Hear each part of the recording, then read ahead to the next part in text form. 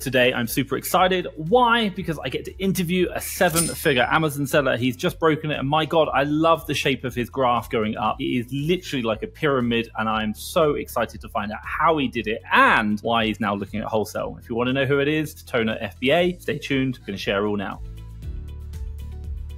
Tona, thank you so much for, should we say, taking time out of your busy day and talking to me and sharing today. Like, if anyone doesn't know who you are you happy to just share and tell us a little bit about yourself? Yeah, for sure. Thank you for having me on, Tom. Super excited to be here. So yeah, just a little brief background for those of you who might not follow me or might not know kind of like where I came from with Amazon. I've only been doing Amazon for about, my 1 year mark was like 2 weeks ago, right when I kind of hit my 1 million in revenue, which is kind of quick, which surprised me. But my little background, I'd say the reason I was able to scale a lot quicker because I came from like a sneaker botting background where I was, constantly using software and, I guess I'm a little bit more tech savvy. Maybe that's why. But I've been a sneaker botter for the past like 5 years. So I was constantly using software to buy, Yeezys and Jordans and all the rare shoes that usually had really high margins and, really, really desirable shoes. I was selling those on marketplaces like, StockX, Stadium Goods, Goat, eBay until they banned me, which sucks, but I feel like it happens to everybody. But that's kind of the background I got into. And then someone mentioned to me about Amazon and I kept seeing his posts. And this was a close friend of mine in New Jersey. And I was like, you know what? Botting's kind of like dying out a little bit. I wasn't doing as much in sales with the shoe stuff. And I was like, you know what? Let me talk to him. I called him. I asked him about it. And he was telling me he was doing like 7 figures in revenue through RA and OA combined. And he had a team of in-house preppers. And I was like, this is amazing. I want to learn it. And I kind of, paid him a little bit and just started learning it. He was like my mentor out the gate, and then I paid another guy, and then ever since then it's just blown up, and it's just constantly growing. Like you said, the bars are just going up, and it's just amazing what you could do with Amazon, honestly. I was talking to a friend about this. First things first, number one, 1 million pretty much in a year, 54 weeks you're in, like, well done, massive respect. But what's really interesting is like we start to see more and more people hit that $1 million mark. Like when I first started, and this is 6 years ago, 6 figures was like, wow, that's a lot of money. Now it's like 7 figures is like, that's what everyone's achieving. So it's like really, really interested. Bring it back a little bit. Like you were doing sneaker botting. Tell me like why you left that. Like you said you were doing for like 5 years. Like you said the margin was dropping, but it wasn't, the revenue wasn't as good. Like what? Tell me about that. Why? I also kind of forgot to mention, I was in school at the same time. I was in nursing school, which ultimately I ended up dropping out due to Amazon just being, doing so well. I was about halfway through nursing school and I just wasn't enjoying it. Like everyone says on the internet, like if you want to escape the 9 to 5, like try Amazon. Yes, it's gonna, be nice, like not having a 9 to 5 job, but there are 9 to 5 jobs, which I try to tell people that are really nice. And you can pair that with Amazon and sourcing OA, doing RA on the weekends, which is nice. But for me, I was doing 12-hour shifts. I was working in nursing homes. I was doing nursing school for like 3-4 days a week. On top of that, I was doing like 8-hour study days. And I absolutely hated it, for like a lack of better words. And I was doing botting at that time, like throughout school, doing all that kind of stuff. And I'm waking up early, doing the sneaker drops, studying out throughout the day. And then I had night classes. So I had a night program. And day by day, I just wasn't enjoying the school. And I had summer break. And that's when I picked up the Amazon stuff. And I was like, all right, let me try it out. I had like a good 3-4 months off of school. And within my first 4 months, it was like back to school season. So if you go back to my like original like sales where it was June of 2022, I did like 20K in my first month, 15K in my first month, which was, granted, I had a lot of help from like mentors and teaching me how to like create shipments right out the gate, where most people try to teach themselves, which is totally fine, but it did kind of help, exponentially grow my business fast because I knew how to, list stuff. I knew how to sell stuff like within the first day of like having an account set up. So that was really nice. But like I said, I kind of went off on a tangent, but botting was great. Slowed down a little bit. The school was just not what I was feeling. And then I saw Amazon starting to do really well. And then back to school season hit. And then I think my 5th or 6th month, I was December. It was the first Q4 I've ever done. And I'm super excited for this upcoming winter. I did like 130K in revenue in December, which was like my 6th month. And I'm like looking at the profits and I'm like, wow, I can do this for like, a career. And that's when I started pivoting, making a free group and started like networking with others and going off of that. My God, that's crazy. Yeah, I think like the one thing which I will say is looking at your Instagram profile, and obviously if anyone wants to know, I'll share a link down below. If you just look at your growth, most people kind of have like a little bit more and then massive growth, and then they fall down again because they kind of go too too quick, too soon. You are literally like a pyramid, like perfect shape, up. Until last month. It's fine. Last month it went down a little, but money's tied up with wholesale. But yes, it does happen. Yeah, and we can talk about that. So that's interesting. So, and I think it's interesting. Like you talked about it where you tried it and you're like, wow, actually this works. Like, and we were talking off air, and I love that. I love how the fact that this model is like, wow, really good.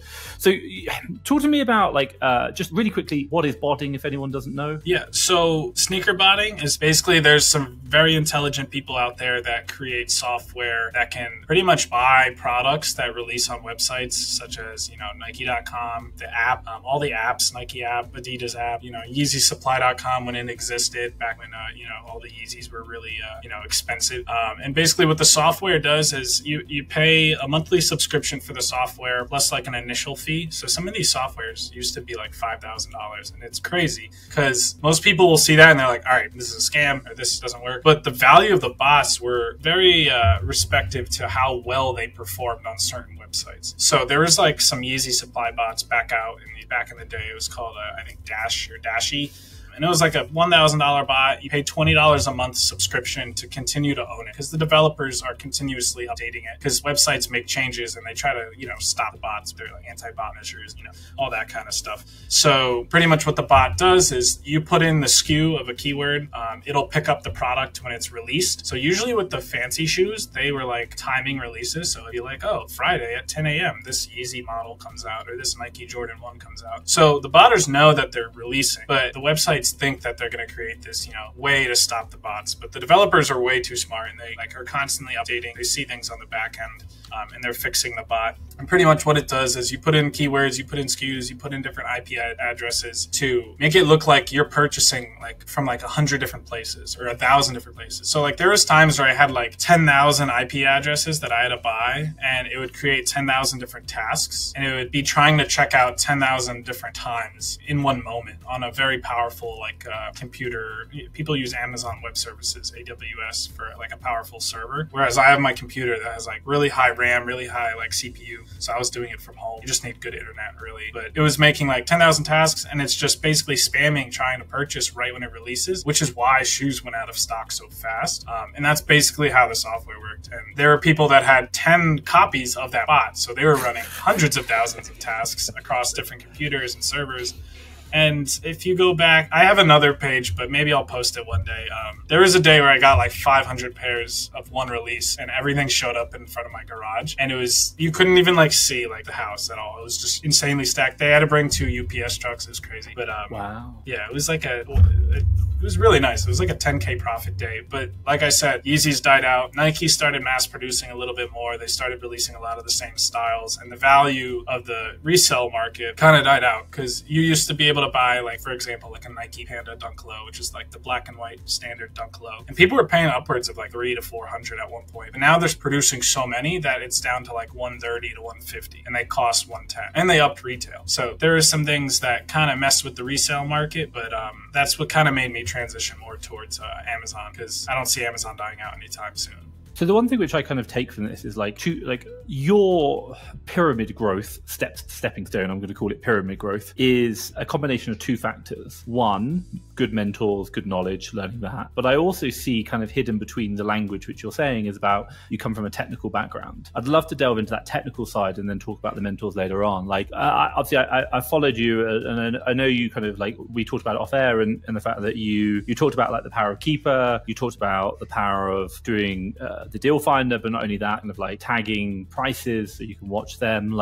I'm sure there's lots of other things you're doing. Can you share a little bit about that technical side, that how you brought that from the botting over to the Amazon arbitrage world? How's that helped you out? Yeah, so I'd say I'm a little bit more tech savvy from other people, so I could kind of pick up on software quick. So when I got Keepa, obviously I had mentors and they're oh, look at this stuff, look at look at the buy box and all the charts, and I'm that's easy to understand. But no one ever taught me Price Watcher through Keepa, all the nitty gritty behind the software. I forgot what the Keepa product finder, from the homepage, you could filter out everything. Essentially, it's a cheaper version of Smart Scout, which Smart Scout is a crazy good tool for wholesale too. But Keepa's just a little bit of a not as pretty UI version of Smart Scout. I wish they could really update their look. It looks very old school and it's not pretty for me at least. But yeah, you said Price Watcher. That's something that's really cool that I use. I specifically use it for certain things that I've bought in the past, like an Amazon to Amazon flip, or if it's something that previously maybe I sold through and the product tanked, I'll go back and I'll set a Price Watcher for that item so that if it hits the price to bet, like let's say I was buying an item at $15 and it was selling at 30, and then it went down to 20, and I already sold through, I broke even, or I made 5 or 10% margin. I would go back and I'm like, okay, this is a replenishable item. I can still buy it at 15, but the price is selling at, or the product's selling at 20 right now. So what I would do is I'd go into the Price Watcher and I'd go into that ASIN and I'd set a Price Watcher for like $28.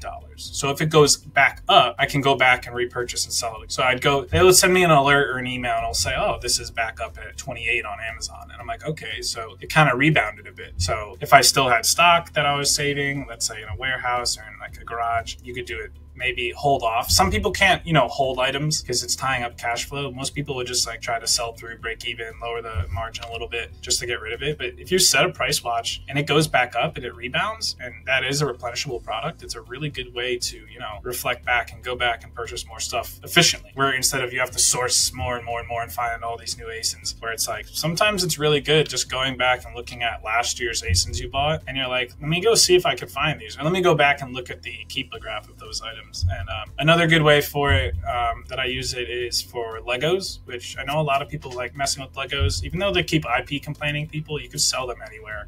You could sell them on eBay, Poshmark, Mercari, locally. Collectors are crazy for these things, so I have no worry about selling Legos. But sometimes Amazon themselves wholesales it, and if you can time it right, or if you just use Keep a Price Watcher, you can set it. Well, you can look at the past history. So if an item like retailed at $60, sometimes like yesterday on the 4th of July, they'll have a discount, and all the sites will have discounts, and Amazon might sell it for 40 or 45, or they might have overstock where they're trying to get rid of a lot of it during a specific holiday, or the Q4 season, they're trying to get rid of more. And what I would do is on the popular sets that are like about to retire, like about to cease production, I would set price watchers and see if Amazon ever discounts it like 10%, I'll set a price watch for that. And I'm like, okay, if they discount it, I'll buy 10 of that set or 5 of that set. And that just saves me the hassle then from using like, discounted gift cards and, cashback cards and buying it on Lego.com or Barnes & Noble or Target or Walmart, or those sites.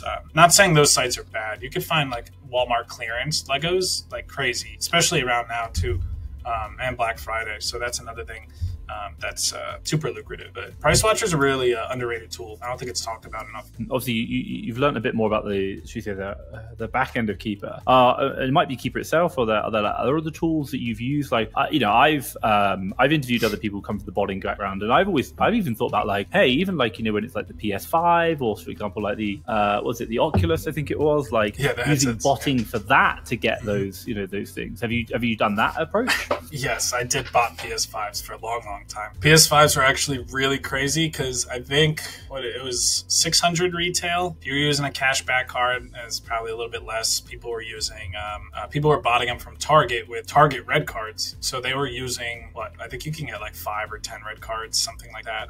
You can get a debit and a credit, and you can get 5 or 6 additional users. So technically they had like 12 cards. And then they would have other people, like they would have other cards like Amex virtual cards, Capital One virtual cards, stuff like that. But buying PS5s with the 5% discount was already great. But the fact that first boom during COVID, I think they released like 2018, 2019, the recent PS5, something like that. I think it was like 2018 going into 2019. And I told all my friends, I'm like, buy a few of them, like pre-order like 10 of them, trust me. And none of them listened to me. Some of them just forgot to do it. And Target had a like 1 hour window where you could pre-order. And after that, it was done. And I had like 20 accounts made. And this was just manual, like just making accounts, logging in. I had all the passwords saved. I had it in an Excel sheet. I was ready for this because the last PS4, whatever, I don't know which one's out now, PS5, I think, those sold for a lot. So I was like, trust me, do it. Production's going to be slow. COVID was like, I think, a thing at the time. So I knew that it was going to get screwed up. And plus, it's the holiday season. Like, they're going to sell out. There's always going to be a margin for it. And obviously, I was right. And some of my friends didn't listen. And I think during that holiday season, they were selling for like $1,400 at one point, maybe even 15. I could be wrong, but you could use software for it. Now, the first one was a pre-order, so there wasn't much software I think that was doing pre-orders, but I had 20 manually pre-ordered items. You could jig the address, and I'm sure you know all about that kind of stuff. You were still capable of like getting 20 to one house, and they were doing pickups anyway, so you could pick up at Target and spread it out across different ones in your location and pick them up on different days. And right there, like 20, you're making 500 each. Obviously, like you're making a lot of money from that. But then comes the botting aspect of it. So Target was releasing more and more like every week, and Walmart was releasing them and they had timely drops and releases at like 10 a.m. on this date. They'll release more. And that's where the software comes into play, where people had hundreds of different virtual cards or like Capital One cards and stuff like that, and IP addresses. So they're masking their identity. It looks different. It's totally legal, which is crazy to me that they're just letting resellers, manipulate the market and buy all the stock. But I had friends that were buying maybe like 50 to 100 per release. And at the time, like when it was really, really hot, where they were getting that many, they were still making like 200 per unit per PS5. So like some people are like buying their apartments or buying a house with the money they made from that. I had one friend who put a down payment on his house just strictly because he bought like 2,000 PS5s that year and sold it for like 200 a piece. I think it's crazy. Like, ironically, before we jumped on this call, I was watching an Alex Hormozy video, and I actually kind of went to all his videos, looked at the most popular one, and then scrolled right down to the bottom to find the least popular one. And he did like a minute video of like how the rich people made their money, and it was like the really rich people just made their money in like one very small window. They took advantage of a market opportunity, and I was like, it's so true. And he basically said like, we as entrepreneurs, our job is to make sure we have the right skill set that when that opportunity comes available, we can go all in on it. And it's like, you talk about people like buying the houses, putting money down, like, and it's like because there is something available, and they're like, right, I know there's a good opportunity here and do it. And I think I see a lot of it in the market whereby, especially like new beginners, they're like, it's really hard to find deals, and it's probably because they're trying to buy one or two of it, and it's like you'll be there forever. Like finding a deal isn't the easiest thing in the world, but if you can find one or two deals that you can go very deep on, my God, you can now just clear up and make a shit ton of cash. Yeah, and I think the people, like most people I've seen, and I've coached people, and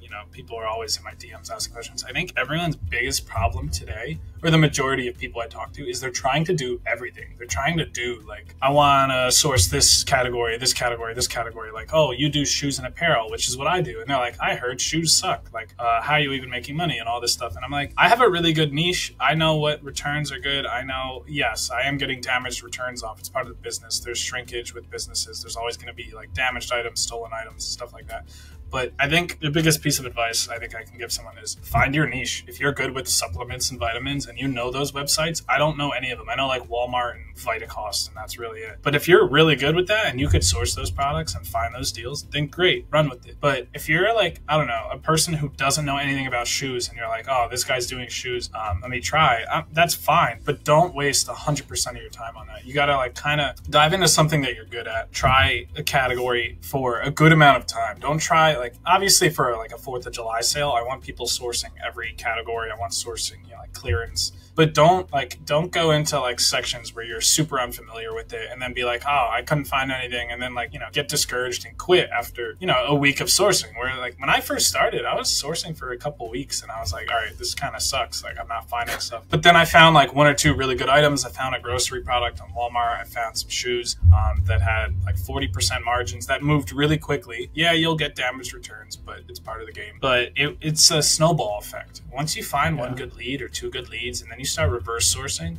you'll start finding more stuff. And it's like, if you dedicate too much time into one category, you're going to get really, really good at it. So find what you're good at, or find the category you want to get good at and focus and hone in on that. Especially don't try to do like 10 different categories in one day and source it. I think it's better off to be like, oh, Walgreens has a sale. Let me spend 8 hours today or 10 hours today, or even 12 hours. I don't care. You could source as much as you want. There's people doing 12-hour days like when I was nursing. So do 12 hours sourcing in a day. And go source, vitamins from Walgreens or supplements or whatever, those types of items, like, personal care. But don't get discouraged. Like I said, like a lot of people are just like, I couldn't find anything today. And then they're like, I wasted 12 hours. And I'm like, no, your thought process is wrong. You didn't waste 12 hours. You found that X item at X cost or at Y cost is not profitable at this price. But if you go back on another site the next day and you see it for $2 cheaper, now you know it's profitable. So yeah, you put in 12 hours of work, you found one lead, but you found all of these unqualified leads that could potentially make your sourcing more efficient next time that you come across it. Or let's say you didn't have a cashback card at the time and now you're getting that extra 2% margin, and that helps a little bit. And then you find a coupon code from a Chrome extension that helps. And I think that that's the biggest issue nowadays is people are just getting discouraged, and they source for a few days and they're just I can't get the hang of it, and then they quit. And I'm like, focus on what you're good at first. Yeah, agreed. I think you've got to find that category that you, number one, enjoy. That's an important point, because you're going to be spending a lot of time, years doing this. And then number two is the fact that you got to realize that there's a barrier to entry to the category, i.e. you've got to make all the mistakes to learn what not to do before you can start learning what to do. Yes. And then, because that's about focus, even we talk about sneakers, my God, men's generally has a lower return rate than women's. Mm-hmm. But if you didn't know that, you're going to have to go do 3 months worth of purchasing, look at the sales data, and then go, damn, that's just cost me a lot of money. And this is why mentoring's good, because I went through all these mistakes when I first did it, because my first mentor, one of my close friends, wasn't too involved in that category, but he's it's very profitable. I do some shoes, but he didn't tell me anything about the return rates or stuff like that. He's just jump into it, do it, you'll learn. I'm like, okay, that's fine. But like you said, women's are worse. Children's are even worse than that, because parents don't know their kids' sizes, or kids are just rapidly growing fast and they buy it at the wrong time. And they're like, oh, I tried on, I return it. And they don't know that hurts sellers. So I get it. It's part of the process. But I have since stopped buying children's shoes. It's anything preschool, toddler, I completely hate it. Unless the margin's insane and it can make up for the return rate or the wear rate for them being damaged or whatever. But yeah, I think that's where having someone who's knows what they're doing. They're avoid these, focus on these sites, focus on these gender or filters on these websites, and source that first, and kind of avoid the gray area of stuff that gets returned more often. You were doing botting, and then you came over to Amazon, and you had some advice, and I think you talked about two kind of mentors, coaches to support you. Mm-hmm. Can you tell me a bit more about that? I think you've kind of talked a bit about why you did it to help you kind of fast track to get the right answer. But I think if you could talk about how you approached that, and obviously how did you find these people? What did you look for? How did you qualify them? What advice would you have for other people looking at it? And also what kind of my God, I know it. I've bought a lot of courses before, and we're talking multiple thousands of dollars here. These things are expensive, and I'm sure a lot of people starting out, that's a lot of money. What would you say to them? I think going off of what you should do before buying something is do your due diligence, do your research, ask around. The FBA community, the Amazon community in general, you should be doing networking regardless. So start talking to people, start making these small groups. I have a free Discord, other people have free Discords, and ask in there. Be like, hey, does anybody have a course? Obviously I have a course, so it's asking about other people's course in someone's group is a little, wrong. But start networking with other people. Start DMing people, ask them oh, did you have a mentor? How'd you grow so quick? You could DM me or, DM all these other course creators and be ask those types of questions. But why I kind of picked the people I picked is because they were well trusted. I know one personally from just living in New Jersey. He did OA, RA, and he has more one-on-one mentoring. He doesn't have more of a group style, kind of like me, which I kind of like the one-on-one a little bit better, because when I first started, I'm okay, tell me everything. And since I was really close with him, he's all right, let's run through a couple calls. And then he explained everything from details, the dashboard, everything about Amazon, how to create those shipments, what software you need. And I think that's really a killer. But the other coach that I had it more laid out in a more course style group recordings, which is good, because having the course, you can always go back and relay all that info. It's pre-recorded stuff. It's, templates and documents, and having that kind of info is really good. But going off of kind of what you asked for new sellers, I think just definitely do your own research, ask around, get involved in the Amazon community. Start commenting on people's tweets, start commenting on Instagram, start following who I follow, start following who you follow, and just absorb, become a sponge is what I like saying, because you just should absorb every detail about Amazon. It's there's some wrong content that's misconceptions. A lot of people tend to say, I made $1 million in 1 year instead of I sold $1 million in 1 year, and I really hate that. I did $1 million in sales is what people should be saying. So definitely stay away from those people. But network is my bet. Yeah, I think network and just ask around is the best way I can answer that question. just do your own research, ask around, see if there's testimonials for that person. I know in my group, you can actually interact with the coaching members too. So you can kind of see the discrepancy between like a free member and a paid member. And I'm like, hey, if you're interested, DM my coaching members. If they say I suck, then don't buy it. If they say the course content's good, then run with it. But and this goes for all the other amazing course creators that I've learned from, and that there's probably ones I've never even heard of, because there's so many people that I'm coming across on Instagram and Twitter. I'm like, I've never even seen your page before, because they don't tweet that much or they don't post that much, but they've been doing it for 5 years, so they've been involved in the community. And I'm like, oh, all right, let me follow this guy. And I think consistently posting will grow that, understanding of who to go with, or maybe just like who you should learn from. Yeah, I think it's an interesting one. And I think if anyone's watching, like when I first started Amazon and OA, the reason why I did it was because I didn't have to talk to anyone. I quite liked that. It's like we could be at home, we can kind of hide away. I was living in Vietnam at the time, or Thailand, and I really enjoyed it. But then also on the flip side is the fact that I got quite bored, and then I started doing my YouTube channel, which we've done for 4 years now, and I'm really grateful for it. But also on the flip side is, as I always say to people now, like, get out there, network, share, communicate, and talk, because like when you meet those bigger sellers, they want to know who you are as well, because we talked about this off air, the amount of DMs we get every single day of people just like, hey man, solve my problems, and you're like, you've got like no followers, no tweets, nothing, and you want me to who are you? But if you've got a bit of reputation and you shared, like, they're like, hey, I'll have a good, because you seem like a genuine guy, like build some credibility. And it's funny because like I get a lot of people that'll be like, oh, like shoot me a follow back, and I'm like, all right, let me look at their profile, and they don't have anything posted. I'm like, maybe this is rude of me, but I follow people that post good content. Like, if you're consistently posting, you deserve a follow from me. And like most people are out there just like, yeah, I'll follow everyone and whatever. But I like having a very clean, thing to scroll through and look at good, clean content. If I'm following people in the FBA community and they're posting stuff about, I don't know, like what they're eating, or just stuff I don't want to see, like that's for like a personal IG, not like an Amazon IG. So I follow all Amazon content. So another piece of advice, make an Amazon Instagram. Like, you can have 2 accounts under one thing, and you could toggle back and forth from them very easily. And I know some people don't want to do that. They'd rather post it on their personal. That's fine. But people that get a follow back from me is people that are consistently like posting good short form content, or just like posting their tweets and just being involved and stuff like that. If you're just gonna like DM me and like ask a bunch of questions and be like, oh, like, hey, can you like shoot me a follow back? I might have more.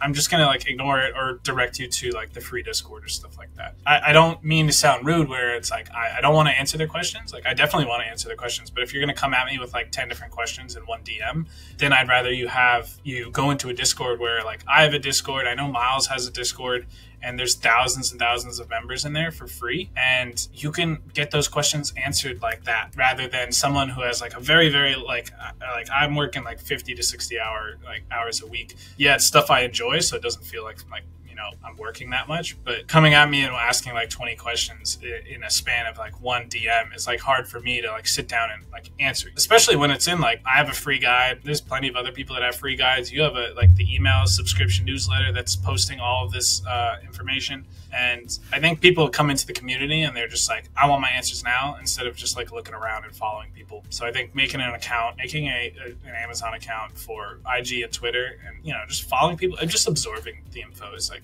killer on how to learn a lot more. Obviously, you've been doing it for a year now, 54 weeks. You've done your pyramid stepping stones. Obviously smashed the game, hit 7 figures, and honestly, massive respect for doing that. Like, really incredible.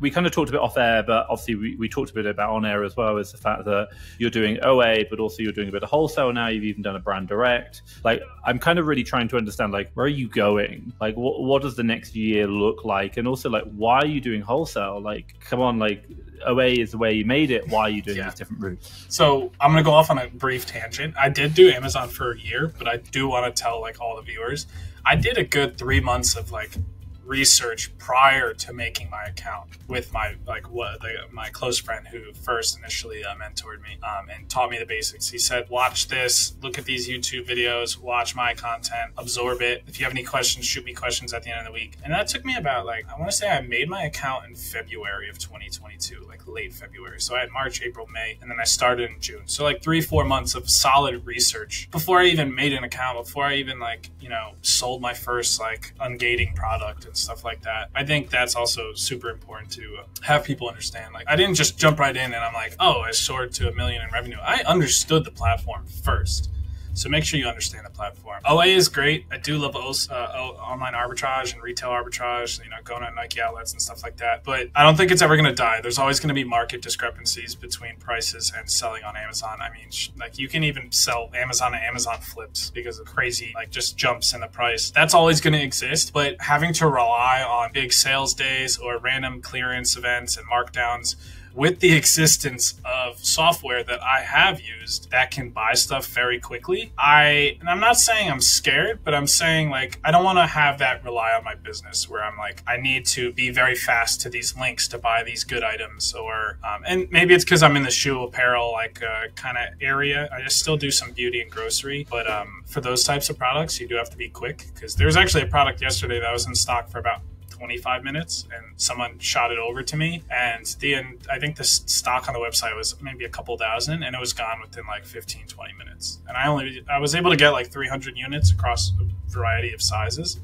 But like that's how fast word gets around now. It's like someone sent me the link, I sent it to 2 of my close buddies, we all bought like 300-400, and then the stock was almost like gone. So I'm like, I don't want to rely on those, like having to be like searching nonstop. I mean, you can hire VAs for that kind of stuff. But if you're not at your computer for those 30 minutes or 1 hour and you missed it, or people were out partying on 4th of July, I have a lot of friends and some of my the students were out and they didn't source yesterday. And I'm like, you missed out on a lot of profit because there's crazy sales. And a lot of these sites had markdowns and overstock and they got to clear, a lot of this inventory. And I understand a lot of how the sites work too with that. But the markdowns are very killer with OA too. I'll go into that in another detail. But I pivoted to wholesale a little bit. And I think my best advice for people, don't pivot 100% or 90% of your time into something else. If you have a good OA model going, continue doing it. Set aside 5-10% of your time. And I don't even like saying set aside 5% of your time. Do an extra 5%, 10% of your time and put that into research for wholesale. Start looking at some of the other content creators. Start looking at the YouTube videos. Start looking at the podcasts. There's a bunch of podcasts out nowadays. And watch, listen, I stopped listening to music on my car rides. I started listening to podcasts more, and I'm just learning more.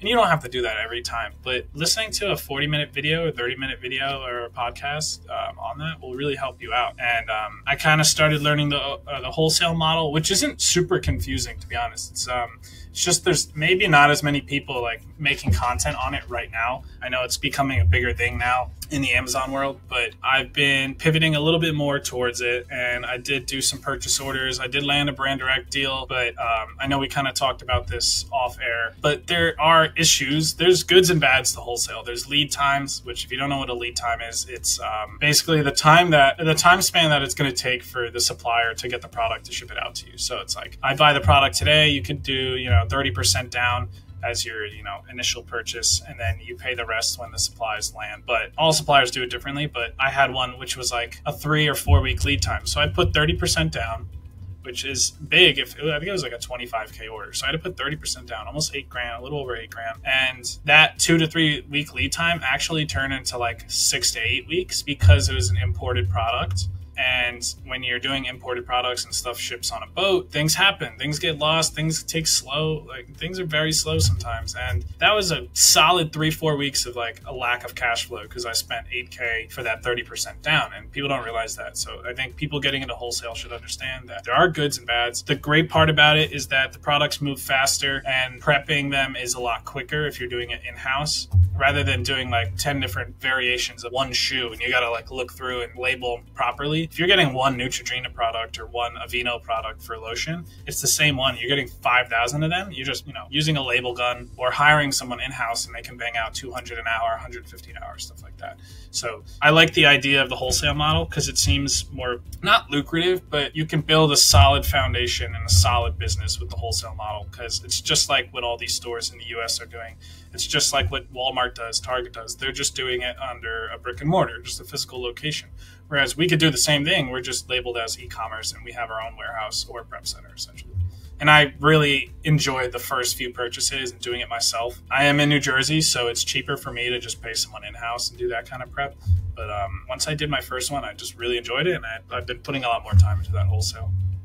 Question for you is, I know following what you just said, every OA man and his dog is now going to start going, ooh, wholesale, let's do that. Even if they just started yesterday in OA, they're now going to look at wholesale. When, in your opinion, this isn't, it's just your opinion, there's no like right or wrong, when would you advise looking at wholesale versus when you should stay in OA? I think you should not immediately jump into wholesale. I think there are people that are smart enough to be like, okay, let me make an Amazon account, let me just do wholesale. They don't want to mess with online arbitrage. That's totally fine. But if you're afraid to talk to people, and I'm a super, I've been an introvert my whole life. I hate going out in public. I hate being the center of attention. If you cannot call someone and say like, hey, I'm a small wholesaler based out of New Jersey. I'm looking to make an account to purchase wholesale supplies, and then go into like the details of your business. If you're afraid to do that, it's not for you. And if you're afraid to get some no's and people hanging up on you, it's not for you. I think people need to understand that. Like, this is a business. You're going to be calling people. You're going to be making connections. You're going to be texting suppliers, calling suppliers, talking to them, and handling deals that are a larger amount of money. So there's two factors. One, talking to people on a daily basis, which is the same thing we kind of went over with networking. If you're not, talking to other Amazon sellers and stuff like that, you're not going to succeed as fast. I think single-handedly networking with people made me grow my business more, because I have people sending me leads. I have students like sending leads, and I'm like, oh, this is a great lead. And they're like, oh, do you want to hop on it with me? And I'm like, okay, let's buy the majority of the stock or something like that. I think networking is super key, but if you can't talk to people on the phone, it's going to really be hard to start wholesale. And then number two, capital is a huge thing. There's a huge misconception that people post, and I think it's just to sell courses nowadays. But people are like, oh, you can do wholesale with $1,000. You need to create an LLC. You need to create a website, a landing page of some sort. You need a Google Workspace email to make it look nice if you have your own domain and response through Gmail that way. And that's just three things I named off the top of my head that you'll 100% need. And if you're not as lucky as me in a tax-free state, you're going to need a prep center. I guess if it's tax exempt in that state, you can have a warehouse. But if you're in a city, you're not getting a freight truck to pick up pallets in your city. You're going to need a warehouse. And there's stuff like that. And that's like all the kinds of stuff that I'm teaching people. But if you don't know how to talk to people, if you don't have an initial investment into this business, how much? It's going to be hard. It depends. So a lot of people say the MOQs, the minimum order quantities, the minimum purchase orders are like 10 grand or 20 grand. You could do 1 or 2 or 3 grand purchase orders with some suppliers. It really just depends on the supplier you work with. I've had a supplier tell me that their minimum purchase quantity or purchase order was $80,000 minimum. And I called them the next day and I said, listen, I can afford the 80K, but it's like 5 months of stock for me. Can we just start with like a 50K order? And I was like, I'm ready. I could wire it today. And that was the brand direct deal that I landed. And they said yes. So what you see on paper is not true. Call people. That's the big thing. If you're afraid to just, they said 80K. The normal person 9 out of 10 times is going to be like, shoot, I can't do this. I'm done. I called them and you're good. And I think most people just won't do that. And that's what separates a successful seller from a non-successful seller. And going off of the money question, I think several $1,000s would be helpful. I love saying the more the better, the more the merrier. If you could put in a 10K order and it's 20 or 10% margins, you're going to make more. People are like, oh, how can I scale to 6 figures of profit? I'm like, well, how much do you start with? The more you have, the more you're going to make. Essentially, you just need to learn the foundations of how Amazon works, and then you can really succeed this business. And I think capital is a huge factor in being successful, on top of, general work ethic and just, grinding 10-hour days, 8-hour days, learning the basis of how it works. But the more the merrier. I don't have a specific number in mind, but I've worked with personal care suppliers where I've done $3,000 orders, $2,000 orders. I've done beauty products where it's like a 5K order. If someone's coming in and they only have a couple $1,000s, I'd say do retail arbitrage because that's the highest margins. Build up some profits. You could do online arbitrage as well. Retail is the fastest to because you're buying it that day, you're selling it that within the next few days. It's listed.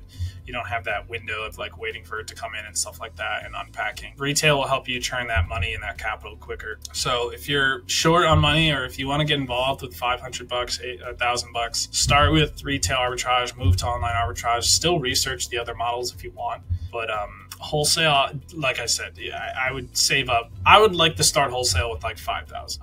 Generally, that's like the number I would put in my head. But then again, you have like lead times. So like if it's 2 to 3 weeks and you spent all of your capital on one thing, you got to wait 2-3 weeks and you're doing nothing. I mean, you could do a lot of research in that time, but and I'm guessing it's also like the element of like what you want to get out of it. Like if you're quitting your job tomorrow and you need to be making cash, to pay your rent, and you got 5,000 to start with, wholesale's not going to be working for you. Like I'd be hitting out the retail stores and doing that RA. I'd be doing RA and OA. Yeah, much for sure. Like yeah. So, question for you: 1 year's time, where are you going to be? What does it look like? I hope to have a warehouse within the next 6 months. Q4 is going to get a little crazy. I know we kind of talked off air about my bars going up, and then the last couple went down. I'm in the process of buying a place, so my spending has been a little less because I need to keep my credit score high, so I can't be going crazy on all my cards as what I usually am, which stinks. So my sales haven't been as crazy, but hopefully I can get a place with a storage unit. Hopefully, I'm still looking. If not, I'm gonna maybe rent and get a warehouse, maybe 750 square feet, 1,000 square feet. And like I said, I'm in Jersey, so I usually hire family or like my neighbors to do in-house prep, and it's very lucrative doing that rather than a prep center, which I love prep centers. They're great businesses. It's great for people that are in tax states like Illinois, which is like 10%, stuff like that, because you're saving that 10%, you're delegating it and sending it to a prep center, and you're hands off. Whereas like I like seeing everything in the business. I like making sure there's no mistakes. I'm like a little bit of a perfectionist. I want to make sure everything's running smoothly. And being in Jersey really kind of makes that difference because we're tax free here. So I can just pay people in house and have them do it rather than paying, if I did wholesale with a prep center, it's what, 75 cents a unit if you're pumping out a lot of units, maybe cheaper if you talk to them. But if you have an employee pumping out 200 units for like a $15 an hour salary, like a standard salary, and they pump out 200 units, I think the unit per unit cost is like 8 cents, 7.5 cents, something, nothing. 7-8 cents, which is nothing. Whereas if you're doing thousands of units, you have a steady streamlined wholesale business and you're working with a prep center. If you're doing a lot of units, you could probably get it down to like 60, 70 cents per unit. That's 10 times more than running an in-house. And obviously in-house, and I know people are going to see this and be like, oh, in-house has overhead. They have, rent, all that stuff. Trust me, if you're pumping out lots of units and you're like 1 year in and you have the spend to like pump out thousands of units, it's 10 times better to do it in-house and run a warehouse. But not everybody is a business savvy person and can do that. They'd rather be hands off. They'd rather just do purchase orders. And no shame to that. I mean, that's great. Just have a prep center do it for cheap. But I like just seeing everything and doing everything myself. Oh my God, no, I love it. So if people want to get in contact with you, what's the best way? It's at Tona FBA, literally everywhere. I finally changed all my socials to the same name. So Instagram, Twitter, I'm mainly on. I'm starting to post a little bit more on YouTube, so you can follow that. I have a lot of botting content if you're involved, if you're interested in that, if you go back on a lot of my old stuff. And then, I have the free Discord, so I'm helping out, beginner sellers that don't want to invest in courses. Just feel free to pop in. I'm just trying to build a community to, help others, grow their business. Cool. No, I absolutely love it. I love it. And hey, what I will say is, if anyone wants to know, have a look in the comments down below or description. Obviously, I'll drop a link to all your social media handles, so you can grab that as well. But what I just want to say is, for myself and everyone watching, Tona, thank you so much for sharing. And hopefully, in 1 year's time, I can fly out, see the warehouse, and obviously see the operation in person, and obviously see the next part of the pyramid stage, and maybe the new house if you've got one as well. So thank you for sharing. We'll see. Thank you for inviting me. All right. Take care. Bye-bye. Bye.